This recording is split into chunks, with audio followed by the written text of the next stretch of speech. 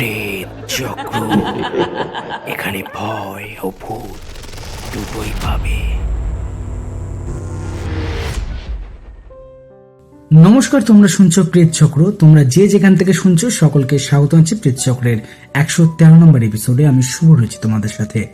আজ প্রেত চক্রের 113 নম্বর এপিসোডে তোমাদের দুটি সত্যি ভৌতিক ঘটনা আমি শোনাবো। সেই দুটি ঘটনাই কিন্তু বেশ ভয়ের। প্রথম ঘটনাটা একসাথে দুজনের আত্মহত্যা করার ঘটনা, আর দ্বিতীয় ঘটনা যেটা আছে সেটা একটা ভাড়া বাড়িতে ঘটা অস্বাভাবিক ঘটনা। আজকে দুটি ঘটনাই কিন্তু বেশ জমজমাট হতে চলেছে, তাই দেরি করবে না, তোমরা শেষ পর্যন্ত ঘটনাগুলো শোনো। আশা করছি তোমাদের ভালো লাগবে। আর আমাদের ঘটনাগুলো যদি তোমাদের ভালো লাগে তাহলে প্লিজ একটা লাইক কমেন্ট করে দেবে। আর আমাদের চ্যানেলে যদি নতুন হয়ে থাকো তাহলে চ্যানেলটা সাবস্ক্রাইব করে আমাদের পাশে থাকবে। আর আজ আমার শরীরটা ভীষণ খারাপ, গলার ভয়েস শুনে হয়তো বুঝতে পারছো তোমরা অনেকটা কষ্ট করে পড়ছি। কিছু ভুল হলে ক্ষমা করে দিও। স্টোরি সিলেকশনে পূজা, সাউন্ড গ্রাফিক্স আর ঘটনা পাঠে আমি শুভ। চলো আজকের ঘটনাটা শুনে নেওয়া যাক।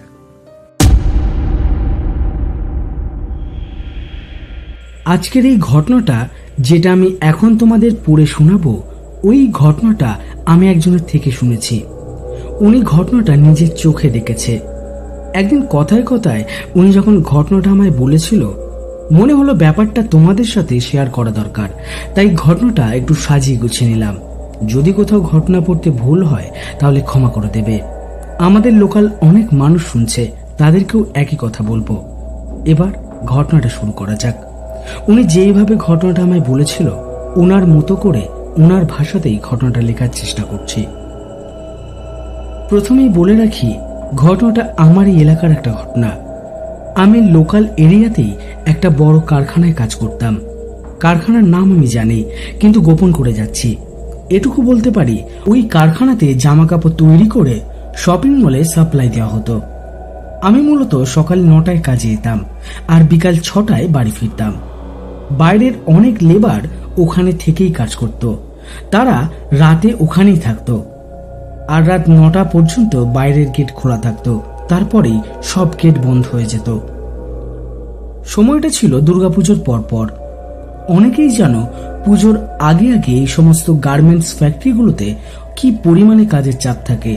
তাই দুর্গাপুজোর পরে ওই সমস্ত ফ্যাক্টরিগুলো কিছুদিনের জন্য ছুটি থাকে।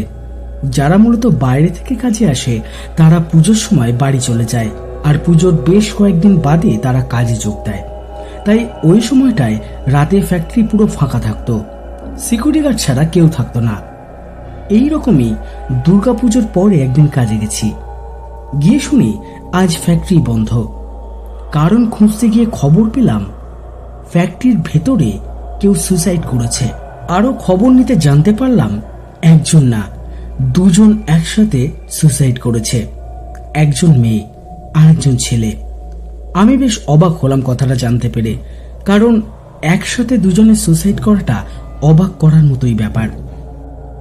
আরো খবর নিয়ে জানতে পারলাম ওই দুজন যারা আত্মহত্যা করেছে তারা এখানকারই লোকাল বাসিন্দা। গতকাল ফ্যাক্টরিতে কাজে এসে রাতে তারা বাড়ি ফেরেনি। আমাদের ফ্যাক্টরিটা ছিল 3 তলা। 3 তলার একদম শেষে মাল রাখার গোডাউনের ভেতরে তারা দুজনেই আত্মহত্যা করেছে। এরপর পুলিশ আসে, মৃতদেহ তারা সঙ্গে করে নিয়ে যায়। পোস্টমর্টম করে জানা যায় তারা সুসাইড করেছে। যেদিন ঘটনাটা ঘটেছিল ওই দিন ছিল শুক্রবার, পরের দিনও কোম্পানি ছুটি দেয়। আমরা সোমবার থেকে আবার কাজে যাই। 3 তলায় ওই গোডাউনে ওই দুজন আত্মহত্যা করেছিল। আমি ওই ফ্লোরেই কাজ করতাম। এর আগে কখনো কোনো রকম নেগেটিভিটি অনুভব করিনি, কিন্তু ওই ঘটনার পর থেকে ওই ফ্লোরে যে কজন কাজ করত সবাই যেন বেশ আতঙ্কে থাকতো। আমারও বেশ ভয় ভয় লাগতো, বিশেষ করে ওই গোডাউনের দিকে কেউ একা যেতেই চাইতো না। আর ওই গোডাউনের পাশ দিয়ে গেলেই বাথরুমে যদি কেউ যেত তাহলে সঙ্গে করে একজনকে নিয়ে যেত।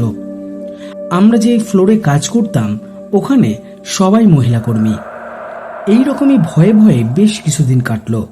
যখন সবকিছু ঠিকঠাক হয়ে আসছে, একদিন সন্ধ্যাবেলার দিকে দুজন মহিলা কর্মী বাথরুমে যায়। অনেকক্ষণ হয়ে গেলেও যখন তারা ফিরে আসছে না, একজন মহিলা কর্মী ওদের ডাকতে যায়। গিয়ে দেখে একজন অজ্ঞান হয়ে পড়ে আছে। আর একজন পা ছড়িয়ে বসে বিড়বিড় করে বকছে। যে মহিলা কর্মী ওই দুজন মহিলাকে ডাকতে গিয়েছিল সে এই দৃশ্য দেখে জোরে একটা চিৎকার দেয়। তখন সবাই চিৎকার শুনে যে যার কাজ ছেড়ে বাথরুমের দিকে দৌড়ে যায়। গিয়ে ওই দুজনের অবস্থা দেখে তারাও খুব ভয় পেয়ে যায়। তখন তারা ভৌতিক কিছু সন্দেহ করে, ওই দুজনের বাড়ির লোককে খবর দেয়। এই ঘটনার পর ওই কারখানার একজন লোক একজন ব্যক্তির কথা বলে।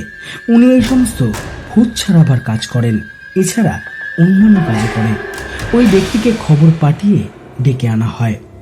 উনি আসলে তার কাজ শুরু করে। যেই দুজন মহিলাকে ভূতে ধরেছিল উনি প্রথমেই জিজ্ঞাসা করে, তোরা কারা? কেন এই দুজন মহিলাকে কষ্ট দিচ্ছিস?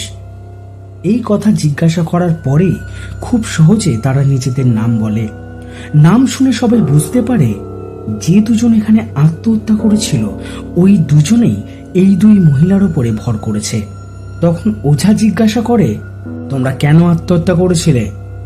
তখন ওই ভূতে ধরা মহিলাদের একজন বলে, আমাদের দুজনেরই পরিবার আছে, কিন্তু তাও আমরা দুজন দুজনকে ভালোবাসতাম। বাড়িতে জানালে তারা খুব ঝামেলা করে, আমাদের সম্পর্ক তারা মেনে নেয়নি, তাই বাধ্য হয়ে আত্মহত্যা করেছি। সব শুনে ওঝা বলে, আত্মহত্যা করেছিস ঠিক আছে, তোরা দুজনেই এখন মৃত, এই দুজন মহিলাকে কেন কষ্ট দিচ্ছিস? এই কথার তারা কোনো উত্তর দেয় না। তখন ওঝা খুব গম্ভীরভাবে বলে, তোরা এই দুজনকে ছেড়ে চলে যা। তারপরে ওঝা বলে, ছেড়ে যাওয়ার সময় কি নিয়ে যাবি? তখন ওরা ওঝাকে বলে, তোমার পায়ের চটি নিয়ে যাব মুখে করে। ওঝা তখনই তার পা থেকে চটি খুলে দেয়। পায়ের দুটো চটি তারা দুজনে মুখে নেয়। ওঝা হাতের তালুতে একটু জল নিয়ে কিছু মন্ত্র পড়ে ওদের দুজনের ওপরে ছিটিয়ে দেয়। তারপরে তারা দৌড়ে কিছুটা দূরে গিয়ে পড়ে যায়। মিনিট দুয়েক পরে তারা দুজনেই উঠে বসে। ওঝা ওই দুজনকে একটা করে শিকড়ের টুকরো দেয় আর বলে হাতে বেঁধে নিতে। আরো বলে, ওই দুজন আত্মা সহজে ছেড়ে যাবে না, আবার আসতে পারে, তাই শিকড়টা হাতে বেঁধে নিও, তাহলে কিছু হবে না। এরপরে কারখানার অনেক মহিলা কর্মী মিলে বলে এই কারখানাটা একটু বেঁধে দিতে, যাতে ওই আত্মা আর কাউকে জ্বালাতন না করতে পারে। এই কথা শুনে ওঝা বলে,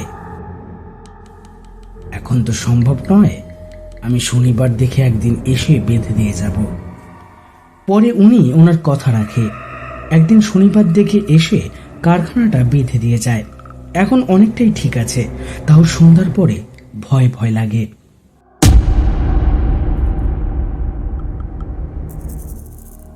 তাহলে এই ছিল মূল ঘটনাটা। কেমন লাগলো জানাবেন, অনেক কষ্ট করে তোমাদের জন্য কালেক্ট করেছি। ভালো লাগলে এপিসোডটা লাইক কমেন্ট করে যাও, আর নতুন যারা শুনছো তারা সাবস্ক্রাইব করে নিও। Thank you.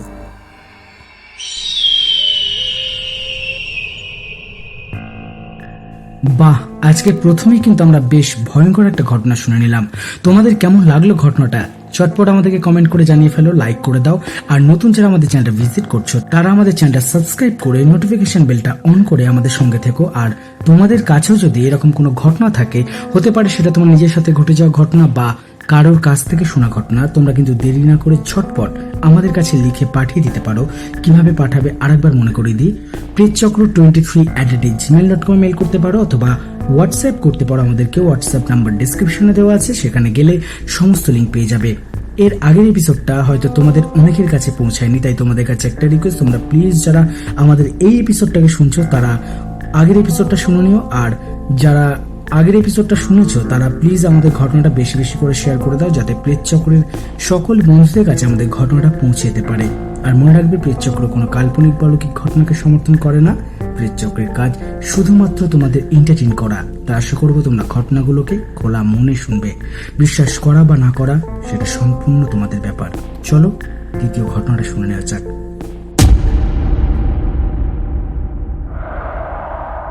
ঘটনাটা 15-16 বছর আগের।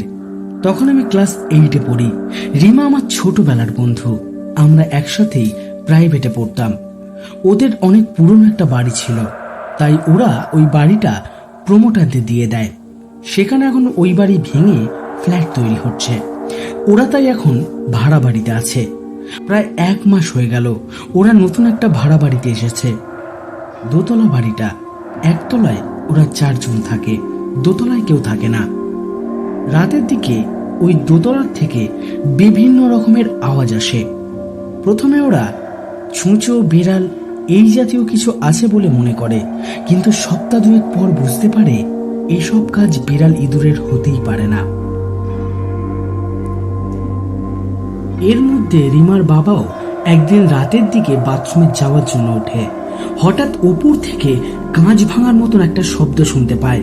তাড়াতাড়ি সিঁড়ি দিয়ে উঠতে যাচ্ছিল, হঠাৎ করে একটা মহিলার বিকট হাসির শব্দ সে শুনতে পায়। রিমার বাবা খুব ভয় পেয়ে যায়, কারণ নিজের হাতেই তিনি মেন গেটে তালা লাগিয়েছিল। সকাল হতেই কাকু উপরে গেল, না কোনো কাঁচ ভাঙা নেই, কিন্তু কাকু নিজের কানে কাঁচ ভাঙার শব্দ শুনেছে। পরের দিন পাশের বাড়ির লোকেদের কাছে এই বাড়িতে আগে যারা ভাড়া থাকতেন তাদের কথা জানতে চাইলে তিনি এড়িয়ে যান। এর পরের রাতে বাথরুমে যাওয়া যেন আতঙ্কের হয়ে গেল। সেদিন সন্ধ্যাবেলায় রিমার বোন রিমি ঘরের বাইরে সিঁড়ির কাছে বাথরুমে গেছে। বাথরুম থেকে বেরিয়ে ওপরে খেলতে গিয়েছে দিদির সাথে। কিছুক্ষণ পরে ওর ঘরে আসলে মা অবাক হয়ে বলে, তোর দিদি তো ঘরে। তখন রিমি অবাক হয়ে বলে, ওপরে দিদির সাথে তো আমি এতক্ষণ খেলছিলাম। ওর মা আর এই কথাটা নিয়ে বেশি আলোচনা করলো না।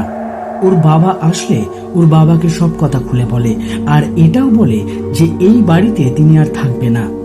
তারপর ওর বাবা পাড়ার লোকেদের থেকে জানতে পারলো উপরের তলা একটা ফ্যামিলি থাকতো, হাজবেন্ড, ওয়াইফ এবং তাদের ছোট একটা বাচ্চা। হাজবেন্ডটা ভালো ছিল না, ড্রিঙ্ক করে বউটাকে খুব মারধর করত। একদিন খুব ঝগড়া হলে বউটাকে খুব মারে। সেদিন মা ও মেয়ে গলায় দড়ি দিয়ে আত্মঘাতী হয়েছিল। 2 দিনের মধ্যে রিমার বাবা প্রমোটারকে বলে অন্য ভাড়া বাড়ির ব্যবস্থা করতে। পরে খবর পাই ওই বাড়িটাতে যারাই এসছে সবাই 1 মাসের বেশি থাকতে পারেনি। তারপর বাড়িটা বন্ধ অবস্থাতেই ছিল। বাড়িটা বিক্রি করতে চাইলেও কেউ কিনত না। এখন ওই বাড়িটা ভেঙে ফ্ল্যাট হচ্ছে।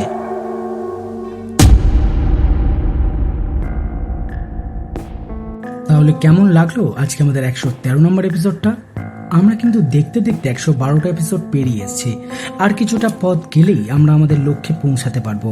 তাই তোমাদের কাছে একটাই রিকোয়েস্ট, তোমরা প্লিজ যারা ঘটনাটা শুনছো এপিসোডটাকে শেয়ার করে দাও বন্ধু বান্ধব আত্মীয় স্বজন সবার কাছে। যদি ভালো লাগে তাহলে প্লিজ একটা লাইক কমেন্ট করে আমাদের পাশে থাকো। আর তোমাদের কাছেও যদি এরকম ইউনিক ভৌতিক ঘটনা থাকে তাহলে ঘটনাটা লিখে মেল করে আমাদের কাছে পাঠিয়ে দাও। কিভাবে পাঠাবে আরেকবার মনে করিয়ে দিই, prechchakra23@gmail.com মেল করতে হবে, অথবা হোয়াটসঅ্যাপ করতে পারো আমাদেরকে। হোয়াটসঅ্যাপ নাম্বার ডিসক্রিপশনে দেওয়া আছে, সেখানে গেলে তোমরা সবকিছুই পেয়ে যাবে। আর মনে রাখবে, প্রেতচক্র কোনো কাল্পনিক বা অলৌকিক ঘটনাকে সমর্থন করে না। প্রেতচক্র কোনো ঘটনার সত্যতা যাচাই করে না। প্রেতচক্রের কাজ শুধুমাত্র তোমাদের এন্টারটেইন করা, বিশ্বাস করা বা না করা সম্পূর্ণ তোমাদের ব্যাপার। তাহলে দেখা হচ্ছে পরবর্তী নতুন এপিসোডে বৃহস্পতিবার ঠিক সন্ধ্যে 6:30টায় নতুন কিছু ঘটনার সাথে। ততক্ষণ তোমরা ভালো থেকো, সুস্থ থেকো আর প্রেতচক্রের ঘটনাগুলো শুনতে থেকো। নমস্কার।